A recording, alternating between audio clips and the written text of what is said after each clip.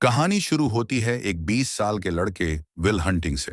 वो बहुत गरीब मोहल्ले में रहता है, लेकिन काम करता है दुनिया की सबसे मशहूर university MIT, Massachusetts institute of technology में।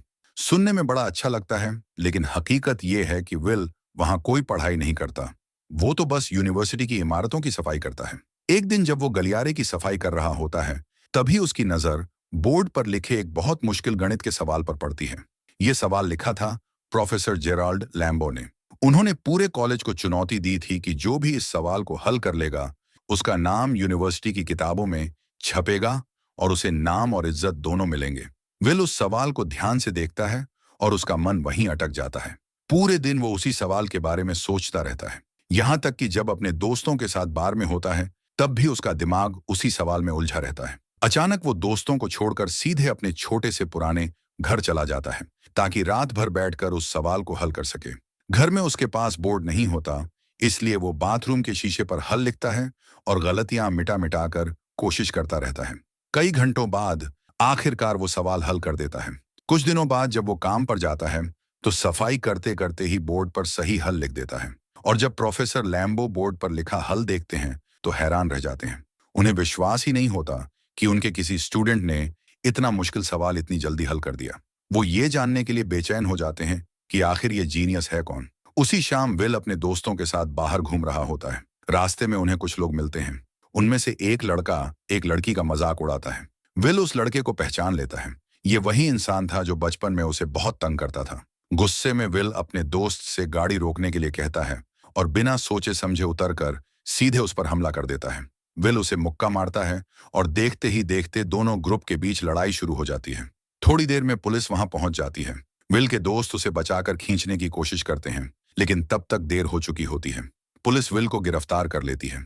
अगली सुबह प्रोफेसर लैम्बो अपने स्टूडेंट्स को लेक्चर देते हैं।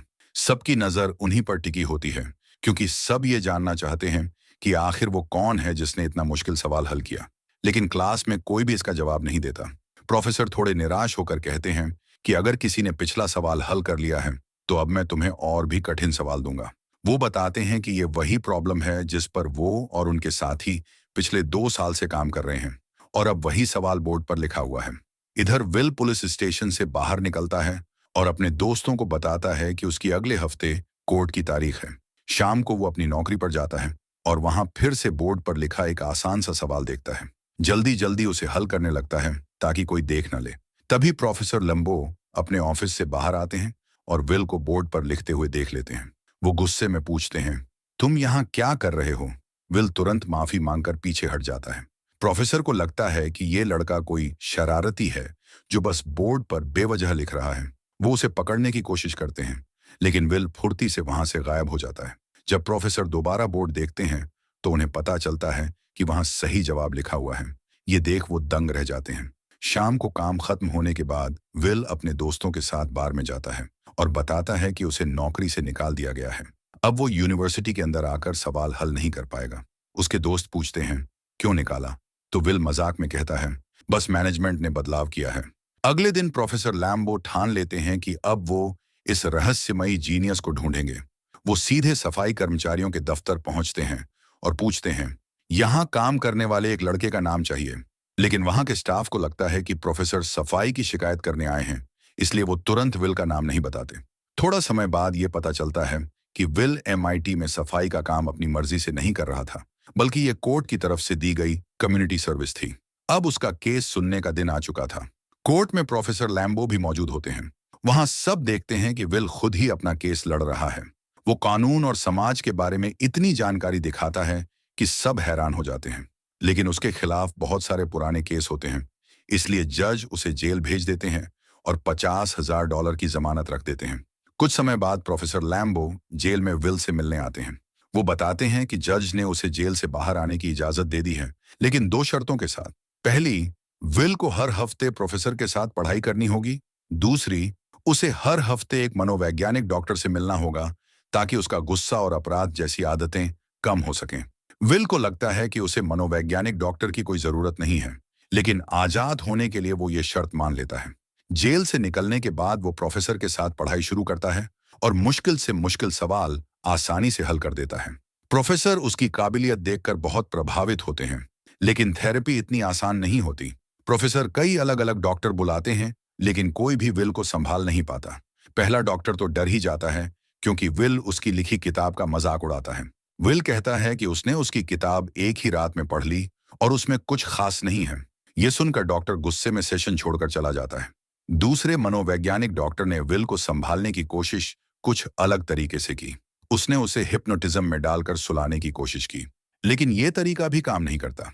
ये देखकर प्रोफेसर लैम्बो लगभग हार मान लेते हैं। तभी उन्हें अपने पुराने कॉलेज के दोस्त शॉन मैगवायर की याद आती है, जो अब एक मनोवैज्ञानिक डॉक्टर है। प्रोफेसर शॉन के ऑफिस में जाकर विल का मामला बताते हैं और उसे साथ मिलकर एक रेस्टोरेंट में चर्चा करने का न्योता देते हैं। शॉन पहले तो मना कर देता है, क्योंकि उसका शेड्यूल बहुत व्यस्त होता है, लेकिन प्रोफेसर लैम्बो उसे समझाते हैं कि विल कोई साधारण लड़का नहीं है, बल्कि एक अलग ही स्तर का जीनियस है। वो उसकी तुलना उस मशहूर गणित के विद्वान से करते हैं, जिसने बिना किसी औपचारिक पढ़ाई के बड़े बड़े खोज किए थे। ये सुनकर शॉन आखिरकार विल से मिलने के लिए राजी हो जाता है। पहले सेशन में विल हमेशा की तरह बदतमीजी और मजाक से डॉक्टर को परेशान करने की कोशिश करता है। वो शॉन की बनाई पेंटिंग तक का मजाक उड़ाता है और कहता है कि ये बिल्कुल बेकार है। शॉन इस पर गुस्सा नहीं करता और शांत रहता है, लेकिन जब विल उसके निजी जीवन और उसकी पत्नी का मजाक उड़ाता है, तब शॉन बुरी तरह भड़क उठता है। वो सख्त लहजे में कहता है, अगर तुमने मेरी पत्नी का नाम फिर लिया तो मैं तुम्हें बर्बाद कर दूंगा, और इसके साथ ही सेशन खत्म कर देता है। बाद में जब प्रोफेसर लैम्बो देखते हैं कि शॉन परेशान है, तो वो उसे कहते हैं कि अगर चाहे तो ये केस छोड़ सकता है, लेकिन शॉन साफ कहता है कि वो अगले हफ्ते फिर से विल से जरूर मिलेगा। पहले सेशन के बाद शॉन देर तक विल की बातों के बारे में सोचता रहता है, खासकर जब उसने उसकी पत्नी का जिक्र किया था।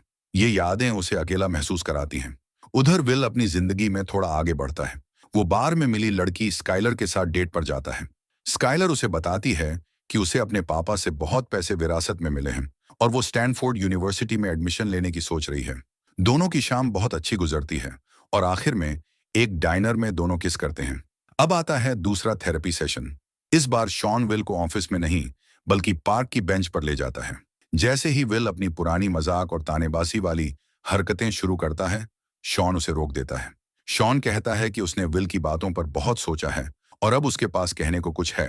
वो बताता है कि विल भले ही बहुत पढ़ा लिखा और तेज दिमाग वाला है, लेकिन असल जिंदगी के बारे में उसे कुछ नहीं पता।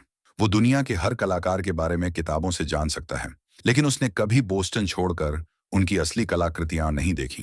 वो युद्ध पर लिखी किताबें सुना सकता है, लेकिन उसने कभी युद्ध का मैदान नहीं देखा। वो प्यार की कविताएं सुना सकता है, लेकिन उसने कभी किसी औरत से सच्चा प्यार नहीं किया, न ही उसके सामने खुद को पूरी तरह खोला।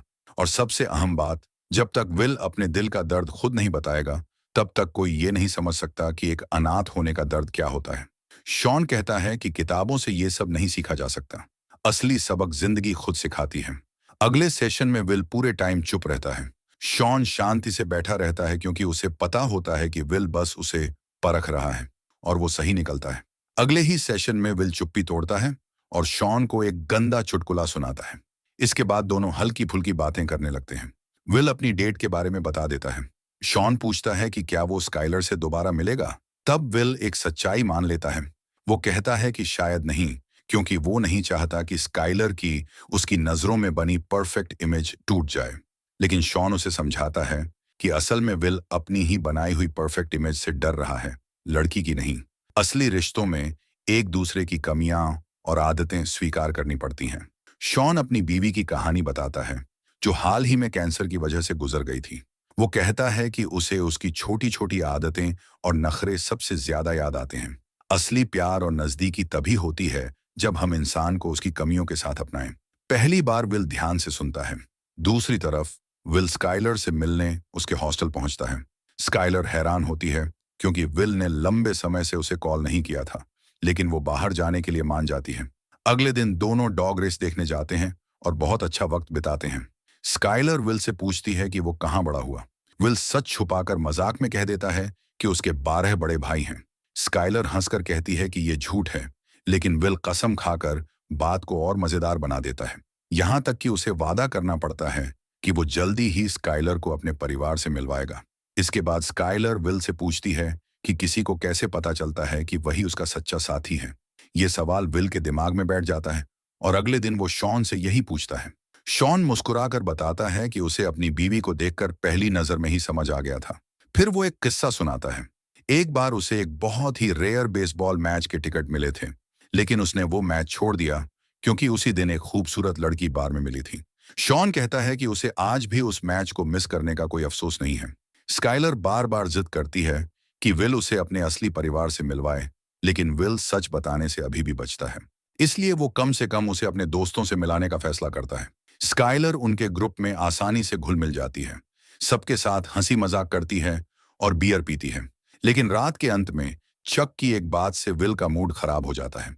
दूसरी तरफ प्रोफेसर लैम्बो एक डाइनर में शॉन से मिलते हैं और विल की थेरेपी को लेकर सवाल पूछते हैं। लैम्बो को असल में विल के अतीत की परवाह नहीं है, बल्कि वो जानना चाहते हैं कि अब विल उनके मार्गदर्शन में आगे क्या करने वाला है।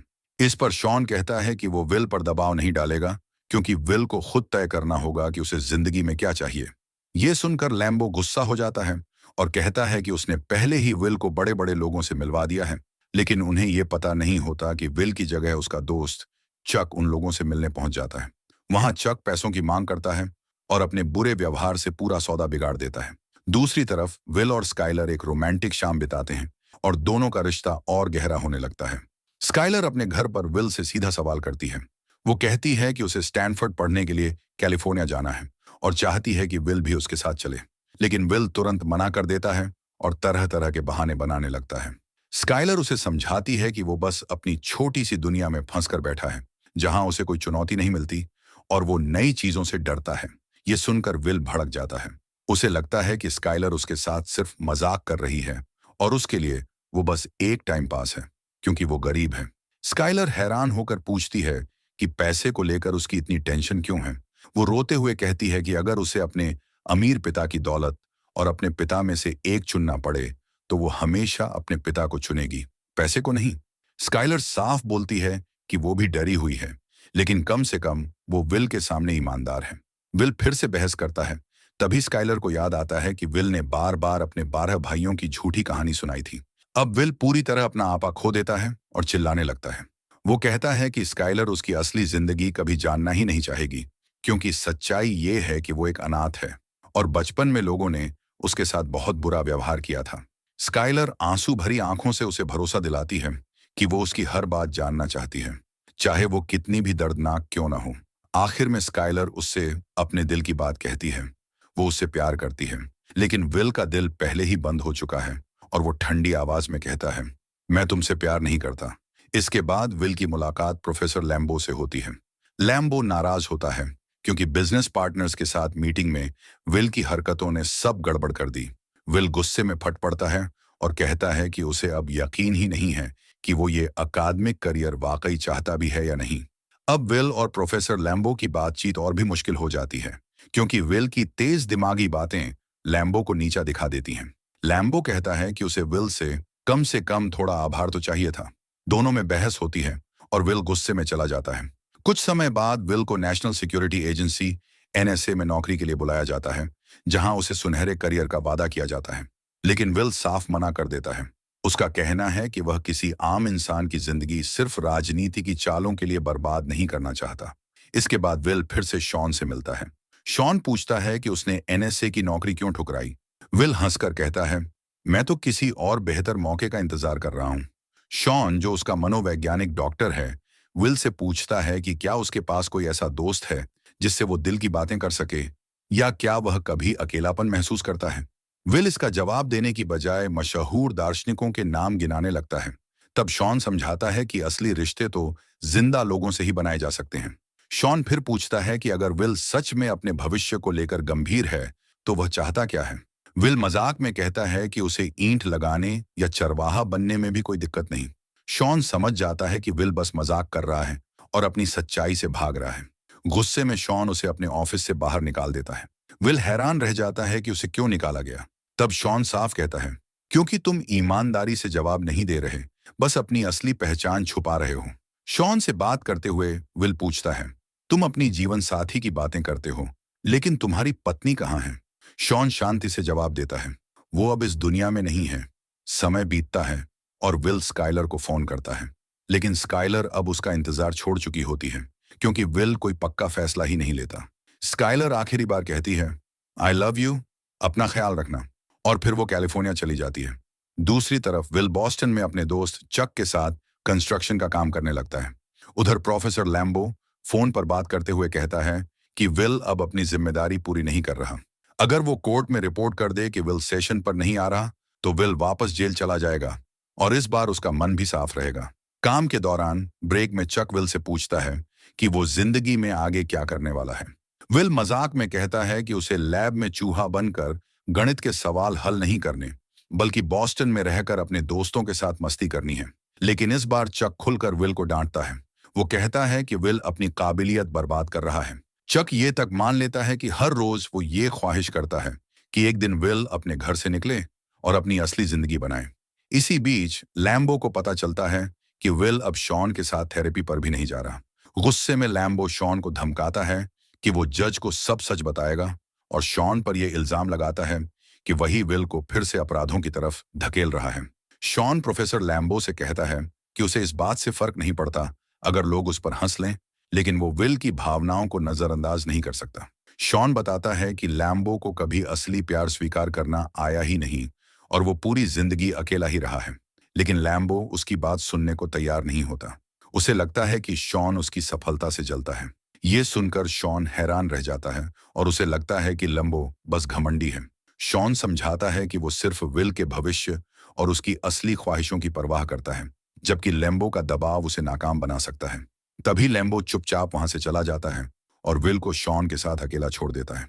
शॉन विल को बताता है कि उसका और लैम्बो का झगड़ा व्यक्तिगत नहीं है, बल्कि ये पुरानी बातों से जुड़ा हुआ है। फिर शॉन बात बदलते हुए बताता है कि उसने विल के बारे में जज के लिए एक रिपोर्ट तैयार की है। विल उससे पूछता है कि क्या उसके जैसे और भी मरीज उसके पास आए हैं। तभी शॉन पहली बार अपनी पर्सनल लाइफ शेयर करता है और बताता है कि उसका पिता शराबी था जो उसे बहुत मारा करता था। वो विल से कहता है कि जो कुछ भी उसके साथ हुआ उसकी गलती नहीं है। शुरुआत में विल मजाक बनाकर बात टालने की कोशिश करता है, लेकिन फिर अचानक टूटकर अपने असली जज्बात बाहर निकाल देता है। आखिरकार सब कुछ साफ होने लगता है कि उसका पिता शराबी था और बचपन में उसे बहुत मारा पीटा करता था। विल अपनी आखिरी सेशन के लिए शॉन के पास आता है और बताता है कि उसने प्रोफेसर लैम्बो द्वारा सुझाई गई कंपनियों में से एक में जॉब ज्वाइन करने का फैसला कर लिया है, और वो इस फैसले से खुश है। शॉन भी कहता है कि उसने थोड़ी दुनिया घूमने का सोचा है, और जाते जाते अपना नंबर विल को दे देता है। शाम को विल अपने दोस्तों के साथ अपना बर्थडे सेलिब्रेट करता है। उसके दोस्त उसे एक कार गिफ्ट करते हैं जो उन्होंने पुराने पार्ट्स से जोड़कर बनाई थी। इस बीच प्रोफेसर लैम्बो शॉन से मिलने आता है। दोनों एक दूसरे से माफी मांगते हैं और फिर साथ में बार में ड्रिंक करने निकल जाते हैं। दूसरी तरफ हमेशा की तरह चक विल को लेने आता है, लेकिन इस बार वो देखता है कि विल घर पर नहीं है। ये देखकर चक बहुत खुश होता है, बिल्कुल वैसे ही जैसे वो अपने सपनों में हमेशा चाहता था। विल ने शॉन के लिए एक नोट छोड़ रखा था। शॉन उसे पढ़ता है और पता चलता है कि विल ने जॉब छोड़ दी है और कैलिफोर्निया चला गया है स्काइलर के पास। उस नोट में विल वही लाइन लिखता है जो कभी शॉन ने अपने दोस्तों से कही थी जब उसने बेसबॉल मैच छोड़कर अपनी होने वाली पत्नी से मिलने का फैसला किया था। और इसी खूबसूरत अंदाज में ये कहानी खत्म होती है। ये कहानी हमें सिखाती है कि जिंदगी में असली जीत डिग्री या नौकरी से नहीं, बल्कि सच्चे प्यार और अपने असली मकसद को पहचानने से मिलती है।